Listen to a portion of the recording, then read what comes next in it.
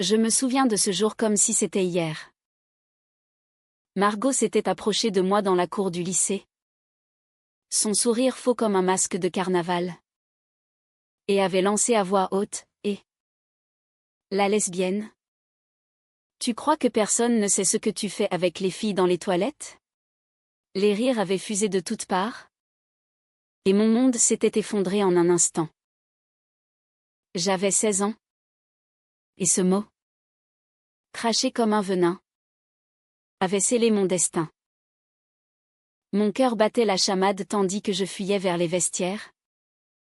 Les larmes brouillant ma vue. Pourquoi elle? Margot.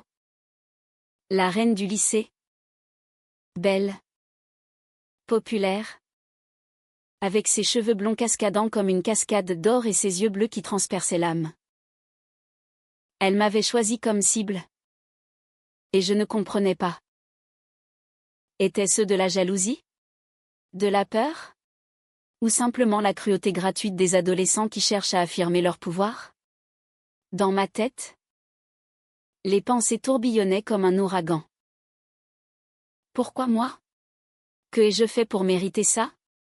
Je me sentais sale. Exposée. Comme si on m'avait arraché la peau. À la maison, je n'osais rien dire à mes parents. Mon père, ouvrier dans une usine de la banlieue parisienne, croyait encore que j'étais sa petite fille parfaite. Ma mère, infirmière épuisée, n'aurait pas compris. Si je leur avoue, ils me rejetteront. Je suis une anomalie. Cette nuit-là, je restais éveillée, fixant le plafond, imaginant des scénarios où je disparaissais pour de bon. Les jours suivants furent un enfer. Les murmures dans les couloirs, les notes glissées dans mon casier, dégage. Perverse. Margot orchestrait tout, avec son groupe de suiveuses qui riaient à ses blagues cruelles. Un après-midi, elle m'avait coincé près de la bibliothèque. Tu sais, Léna, si tu continues comme ça, personne ne t'aimera jamais. Les filles normales comme moi, on a tout. Toi, t'es rien. Ces mots s'enfonçaient comme des poignards. Est-ce vrai? Suis-je condamnée à la solitude? Je me haïssais pour mon attirance envers les filles. Pour ce secret que j'avais confié à une amie qui l'avait trahi. Mon esprit était un champ de bataille.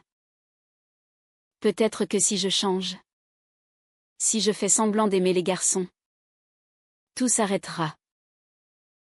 Mais au fond, je savais que c'était impossible. Chaque regard de Margot me rappelait ma différence. Et la haine qu'elle déversait sur moi n'était peut-être que le reflet de sa propre confusion. Ou pas. Peut-être était-elle simplement méchante. La pression montait. À l'école, je m'isolais, évitant les regards. Mes notes chutaient. Et les professeurs s'inquiétaient. Qu'est-ce qui t'arrive? Léna? Demandait ma prof de français. Je haussais les épaules, le cœur serré. Si je parle, ce sera pire. Ils diront que je mens. Un soir, rentrant chez moi, je trouvai un message anonyme sur mon téléphone, « Suicide-toi. Ça rendra service à tout le monde. » Était-ce elle? Probablement. Les nuits étaient les pires. Pourquoi Dieu m'a-t-il faite comme ça? Je priais en silence. Même si je n'étais pas croyante. Mes parents remarquaient mon silence, mais attribuaient ça à l'adolescence. S'ils savaient. Je commençais à envisager l'impensable. Une boîte de pilules dans la salle de bain me tentait. Juste pour que ça s'arrête. Puis vint le jour fatidique. Lors d'une fête scolaire, Margot m'humilia publiquement. Elle diffusa une photo truquée de moi embrassant une fille, avec des commentaires obscènes. La foule hurla de rire. Je courus dehors, sous la pluie parisienne, et m'effondrai sur un banc. C'est fini. Je ne peux plus. Cette nuit-là, j'avalai les pilules. Le monde devint noir. Je me réveillai à l'hôpital, branché à des machines. Mes parents pleuraient à mon chevet. Pourquoi? Ma chérie? Murmura ma mère. Je ne pus répondre. Le secret était sorti, forcé par la douleur. Mais Margot? Elle disparut de ma vie. Ou du moins, c'est ce que je croyais. Les mois suivants furent une reconstruction lente. Thérapie. Changement d'école. Mais les cicatrices restaient. Elle m'a brisé. Comment pardonner? Je grandis avec cette rage enfouie, me promettant de ne plus jamais laisser quiconque me détruire. Des années passèrent. J'avais 25 ans. Vivant à Paris, travaillant comme graphiste freelance. La vie était stable, mais vide. Les relations? Éphémères. La confiance est un luxe que je n'ai plus. Puis, un jour, un email changea tout. Une offre d'emploi dans une agence de publicité renommée. Le poste de mes rêves. Mais lors de l'entretien, je la vis, Margot, directrice créative. Mon cœur s'arrêta. Elle n'avait pas changé. Toujours belle. Mais avec des rides d'expérience. Léna, dit-elle. Surprise. Pourquoi elle? Le destin se moque de moi. Je dus feindre l'indifférence. Mais intérieurement, la tempête rageait. Dois-je accepter? Ou fuir encore? L'offre était trop alléchante pour la refuser. Un salaire décent?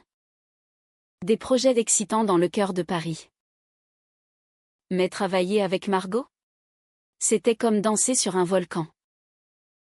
Lors de notre première réunion d'équipe, elle me fixa longuement, comme si elle cherchait à percer mon armure. Bienvenue, Léna. J'espère que nous pourrons collaborer fructueusement.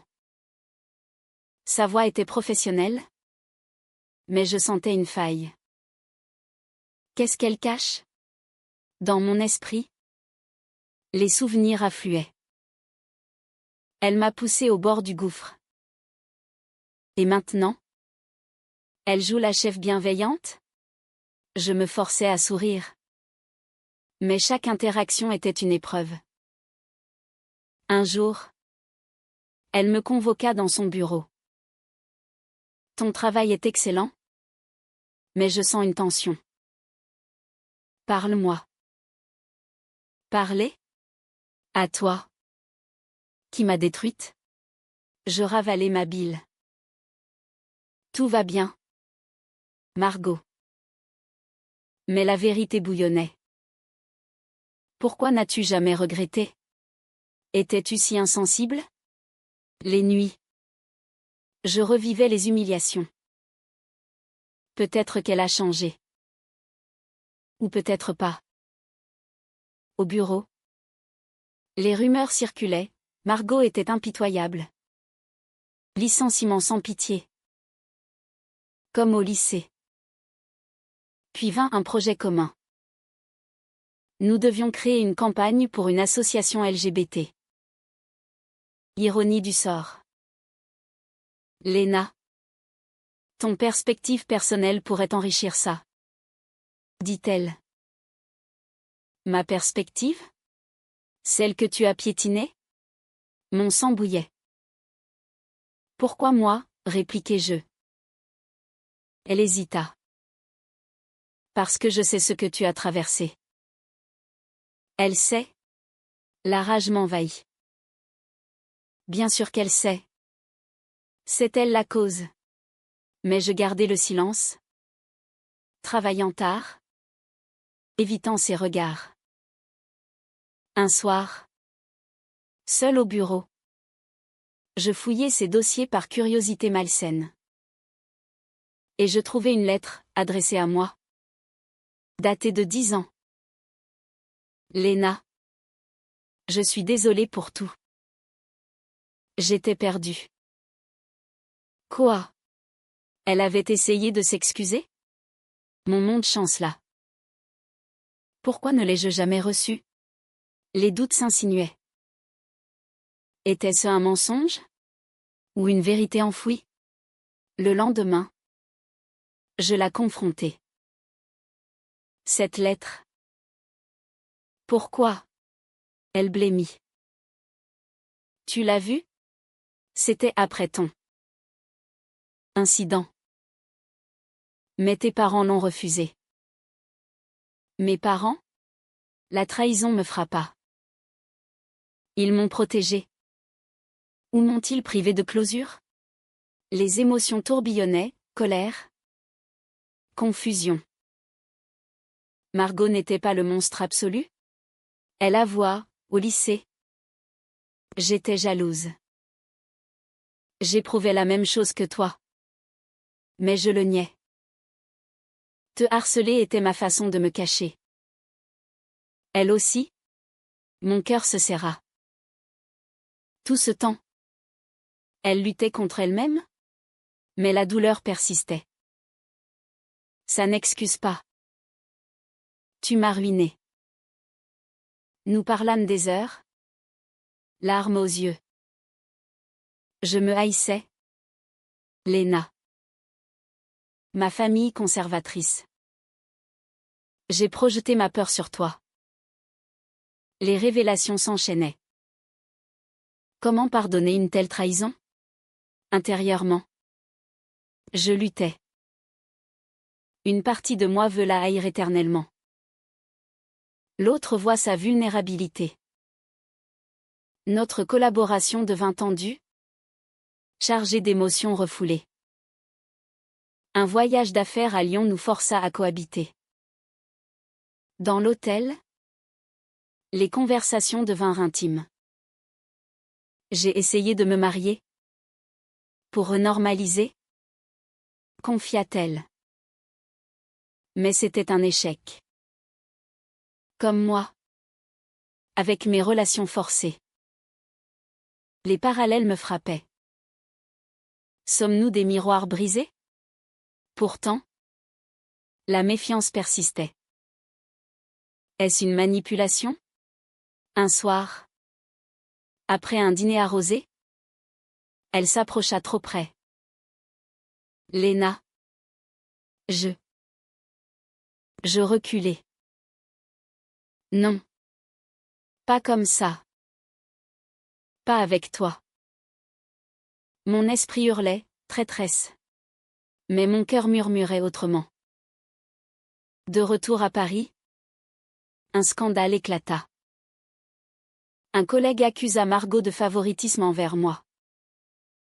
À cause de notre passé? Les rumeurs enflammaient le bureau. Histoire se répète. Je dus choisir, la défendre ou la laisser couler. Si je la soutiens, je trahis mon passé. Sinon, je suis comme elle autrefois. La décision me torturait. Finalement, je témoignai en sa faveur, mais avec un ultimatum intérieur, plus de secret. La tension au bureau devint insoutenable après le scandale. Les regards suspicieux, les chuchotements. C'est comme au lycée, mais en pire. Margot me remercia en privé. Merci. Léna. Sans toi. Mais ses yeux trahissaient une culpabilité profonde. Pourquoi me regardes-tu ainsi? Avec regret? Ou désir? Mon esprit était un tourbillon de contradictions. Je l'ai aidé. Mais pourquoi? Pour me prouver que je suis meilleure? Ou parce que je ressens quelque chose? Les nuits. Je analysais chaque interaction. Sa vulnérabilité m'attire. Mais sa trahison me repousse. Un appel de mes parents raviva les plaies. On a bien fait de bloquer cette lettre. Elle t'aurait fait plus de mal. Vraiment? Ou avez-vous décidé pour moi? La trahison familiale me rongeait. Ils m'ont aimé. Mais à leur façon étroite. Je confrontai Margot sur son passé. Pourquoi as-tu nié si longtemps? Elle soupira. Ma mère m'a élevée dans la peur. Les filles comme ça finissent seules. J'ai cru que te détruire me sauverait. Égoïste. Mais je voyais ses larmes. Ou victime elle aussi? Notre projet LGBT avançait. Ironiquement. Des brainstormings intenses. Où nos idées clashaient. C'est trop édulcoré? Disais-je. Montre la douleur réelle. Elle acquiesçait. Mais évitait mon regard. Elle sait que je parle de nous. Un soir. Seule avec elle. La vérité éclata. Léna. Je t'ai aimé dès le lycée. C'est pour ça que je t'ai haï. Aimé? Mon monde bascula. Tout ce mal pour de l'amour refoulé? La rage m'envahit. Tu m'as poussé au suicide pour ça? Criai-je. Elle pleura. J'étais terrifiée. Pardonne-moi. Pardonner? Facile à dire. Je partis en claquant la porte. Le cœur en miettes. Les jours suivants. Je l'évitais. Comment vivre avec ça? Une déclaration qui explique tout, mais n'efface rien. Pourtant, des souvenirs tendres affleuraient, un regard complice au lycée. Avant la haine. Était-ce réel? Un événement inattendu surgit, ma sœur, que je n'avais pas vue depuis des années, réapparut. Elle savait pour le harcèlement. Margot? Cette garce? Éloigne-toi.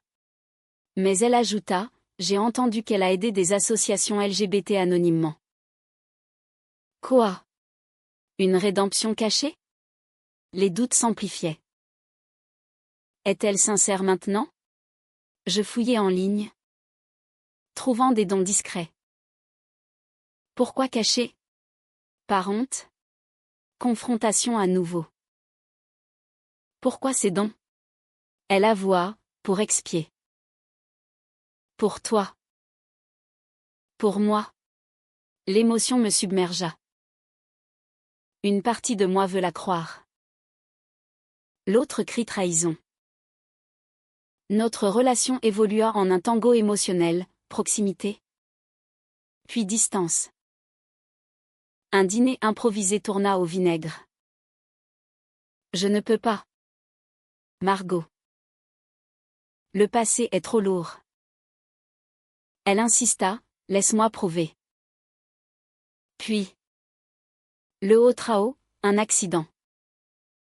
Margot fut hospitalisée après une chute. À son chevet. Je réalisai. Si elle part. Que reste-t-il? Les larmes coulèrent. Je l'aime. Malgré tout. Elle murmura, pardonne-moi. Léna. Mais un secret émergea, elle avait un enfant. Caché. D'un mariage forcé. Encore des mensonges? La fureur revint. Comment construire sur du sable? L'hôpital devint le théâtre de nos tourments. Assise près de Margot, bandée et faible, je luttais contre les vagues de sentiments. Elle a un enfant? Pourquoi le cacher?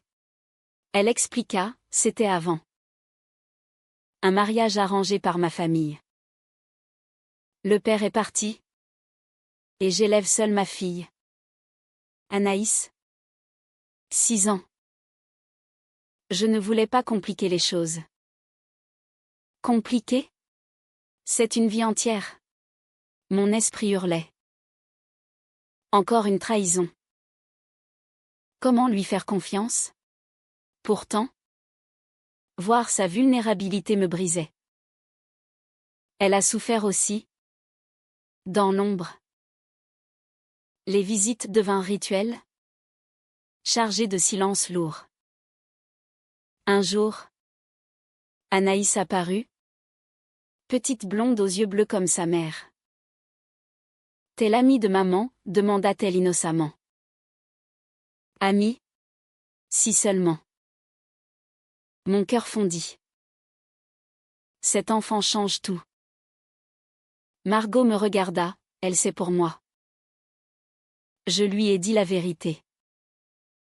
La vérité? Celle que tu m'as volée? La jalousie m'envahit. Irrationnelle.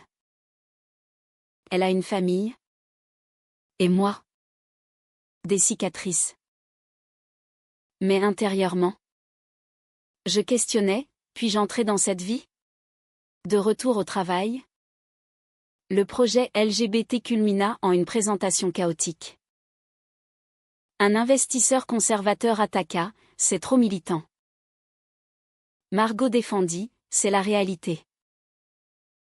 Je la soutins. Mais en privé. Explosé.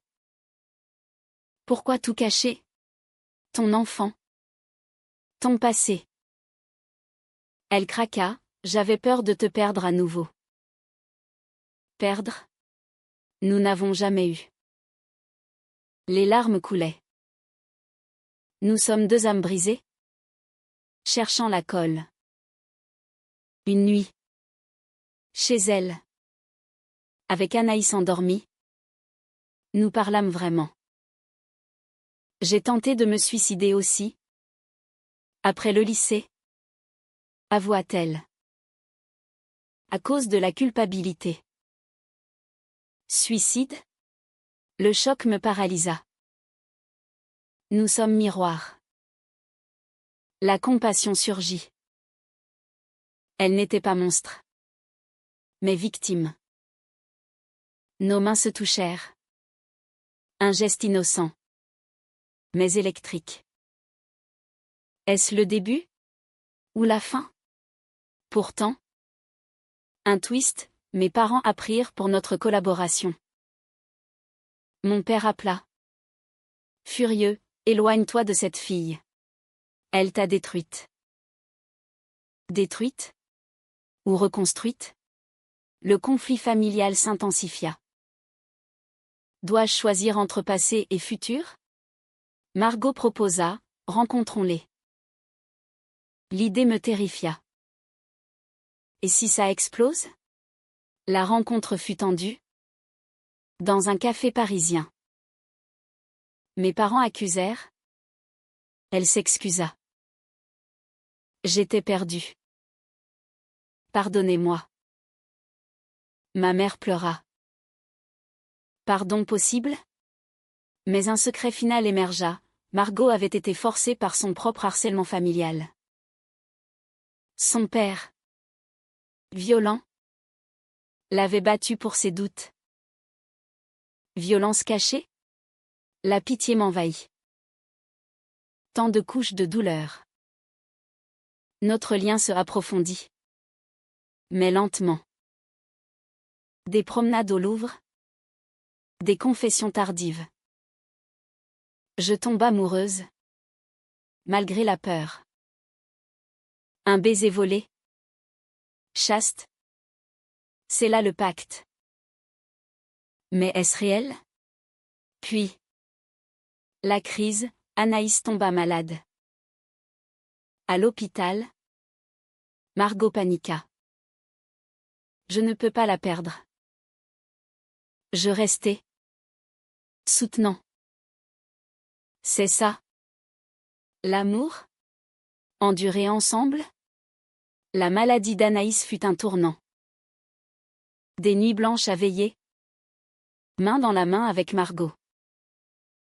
Merci d'être là, murmura-t-elle. Ou ailleurs? Mon cœur acceptait enfin. Le passé n'efface pas, mais il forge. Guérit. Anaïs nous unit. T'es ma tata Lena, demanda-t-elle. Plus que ça. Peut-être. Notre relation évolua en quelque chose de doux, mais hanté. La peur de la trahison persiste, mais l'amour la combat. 1 an plus tard, le projet LGBT remporta un prix.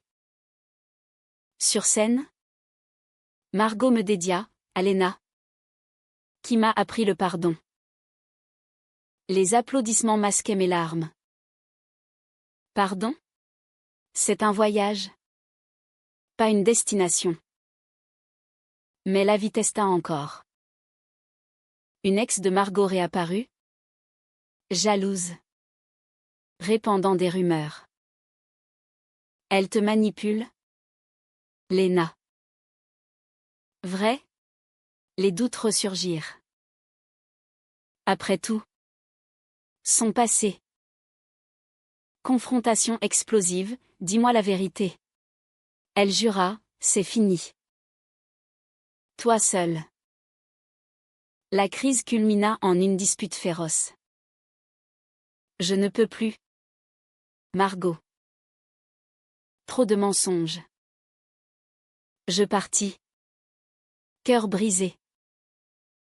Solitude à nouveau? Mais elle me poursuivit sous la pluie. Comme dans un film. Attends. Je t'aime. Depuis toujours. Depuis toujours? Les pièces s'assemblèrent. La haine était amour déformé. Je cédai. Embrassant la rédemption. Nous méritons ça. Aujourd'hui. Nous vivons ensemble. À Paris. Avec Anaïs. Pas parfait. Mais réel. Les cicatrices rappellent. Mais ne définissent plus. Le pardon est humain. L'amour. Divin. Mes parents acceptèrent. Lentement. On veut ton bonheur. Enfin. La vie continue. Avec ses hauts et bas. Mais dans les yeux de Margot, je vois le reflet de mon âme. Du tyran à l'âme sœur, quel voyage!